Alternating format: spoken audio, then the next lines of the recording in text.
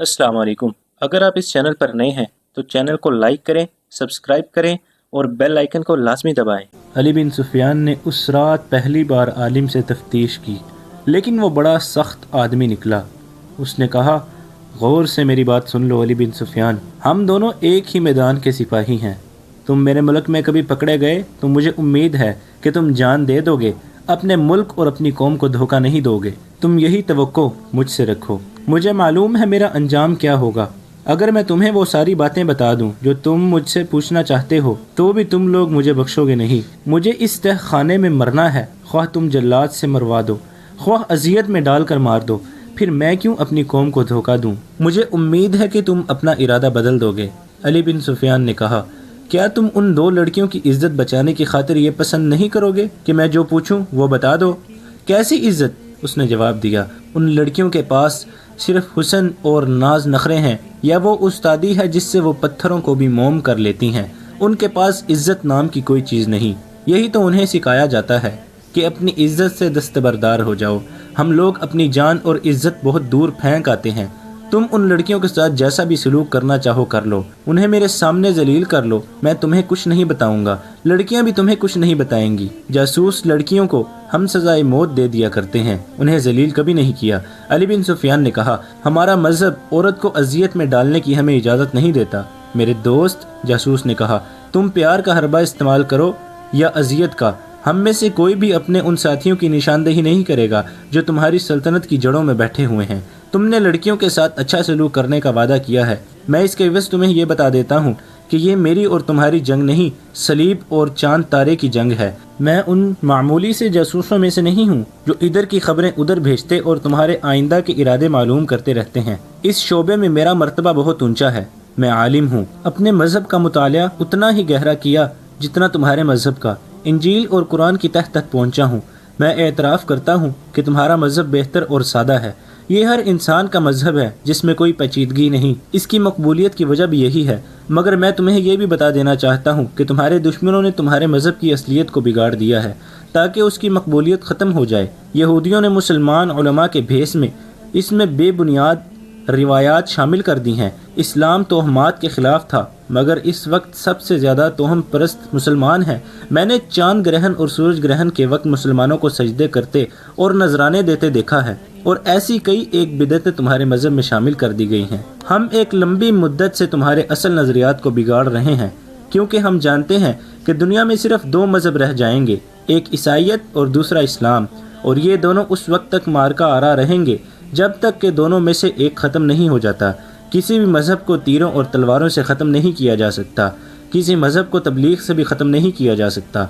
इसका यही एक तरीका है जो मैंने इख्तियार किया था। मैं तुम्हें ये बता देता हूँ कि इस मुहिम में मैं अकेला नहीं, पूरा एक गिरोह तुम्हारे नज़रियात पर हमला आवर है। अली बिन सुफियान उसके सामने टहल रहा था, उसकी बातें गौर से सुन रहा था। उसने आलिम जासूस के पाँव में बेड़ियाँ और हाथों में हथकड़ियाँ डाल रखी थीं। उसका इरादा तो ये था कि उस जासूस को भी हर जासूस की तरह अजियत के उसी मरहले में से गुजारा जाए जहाँ किसी भी लम्हे जासूस सारे राज उगल देते हैं। लेकिन उसने कैद खाने के एक मुहाफिज को बुलाकर उस आदमी की बेड़ियां और हथकड़ियां खुलवा दी और उसके लिए पानी और खाना मंगवाया। उसने कहा, मेरे इस सलूक को उगलवाने का हरबा न समझना, हम आलमों की कदर किया करते हैं, ख्वाह वो किसी भी मजहब के हों। मैं तुमसे कुछ नहीं पूछूंगा, जो कुछ बताना पसंद करते हो बता दो, और मैं तुम्हारी कदर करता हूँ अली। आलिम जासूस ने कहा, मैंने तुम्हारी बहुत तारीफ सुनी है। तुम में फ़न का कमाल भी है और जज्बे की हरारत भी। तुम्हारे लिए सबसे बड़ा एजाज़ और क्या हो सकता है कि सलीबी बादशाह तुम्हें कत्ल कराना चाहते हैं। इसका मतलब यह है कि तुम सलाहुद्दीन अयूबी और नूरुद्दीन जंगी के हम पल्ला हो। मैं तुम्हें बता रहा था कि मैंने इल्म से यह हासिल किया है कि किसी कौम की तहजीब व तमद्दुन और मज़हब को बिगाड़ दो तो फ़ौजों के हमले और जंगो जदल की ज़रूरत बाकी नहीं रहती। किसी कौम को मारना हो तो उसमें जिनसी आग भड़का दो। यकीन ना आए तो अपने मुसलमान हुक्मरानों की हालत देख लो। तुम्हारे रसूल ने कहा था कि नफ्स को मारो कि यही तबाही की जड़ है। तुम्हारी कौम ने इस पर कब तक अमल किया? रसूल की ज़िंदगी तक। यहूदियों ने अपनी हसीन लड़कियों से तुम्हारी कौम को भड़काया। आज तुम्हारी कौम नफ्स की गुलाम हो गई है। तुम में जिसके पास दौलत आ जाती है वो सबसे पहले हरम को औरतों से भरता है। हर मुसलमान, ख्वाह वो गरीब ही हो, 4 बीवियां ज़रूर रखना चाहता है। यहूदियों के रूप में तुम्हारे नज़रियात में जिनसियत डाल दी। अगर अपने रसूल की हिदायत पर मुसलमान अमल पैरा रहते تو میں یہ یقین سے کہتا ہوں کہ آج دنیا کا 3/4 حصہ مسلمان ہوتا، مگر اب یہ حال ہے 3/4 مسلمان برائے نام مسلمان ہیں، اور تمہاری سلطنت سکڑتی سمٹتی چلی جا رہی ہے۔ تم نہیں سمجھتے کہ یہ اس حملے کا نتیجہ ہے جو مجھ جیسے عالموں نے تمہارے مذہب اور تہذیب و تمدن پر کیا ہے۔ میرے دوست، یہ حملے جاری رہیں گے۔ میں پیشن گوئی کر سکتا ہوں کہ ایک روز اسلام اس دنیا میں نہیں ہوگا، اگر ہوگا تو ایک فرسودہ نظریے کی شکل میں موجود رہے گا، اور اس کے پیروکار جنسی لذت میں مست ہوں گے۔ ہر کوئی صلاح الدین ایوبی اور نور الدین زنگی نہیں بن سکتا، انہیں کل پرسوں مر جانا ہے۔ ان کے بعد جو آئیں گے انہیں ہم نفس پرستی میں مبتلا کر دیں گے۔ مجھے قتل کر دو، میری مہم کو قتل نہیں کر سکو گے۔ انسانوں کے مر جانے سے مقاصد نہیں مر جایا کرتے، میری جگہ کوئی اور آئے گا۔ ہم اسلام کو ختم کر کے اپنا غلام بنا کر دم لیں گے۔ اب چاہو تو مجھے جلاد کے حوالے کر سکتے ہو، میں اور کچھ نہیں بتاؤں گا۔ علی بن سفیان نے اس سے اور پوچھا بھی کچھ نہیں۔ وہ غالباً سوچ رہا تھا کہ اس کا کام کس قدر دشوار اور کتنا نازک ہے۔ اس صلیبی تخریب کار نے جو کچھ کہا سچ تھا۔ وہ دیکھ رہا تھا کہ قوم میں اخلاقی تباہی کے جراثیم پیدا ہو چکے ہیں۔ عرب کے امراء وزراء تو پوری طرح تباہ ہو چکے تھے۔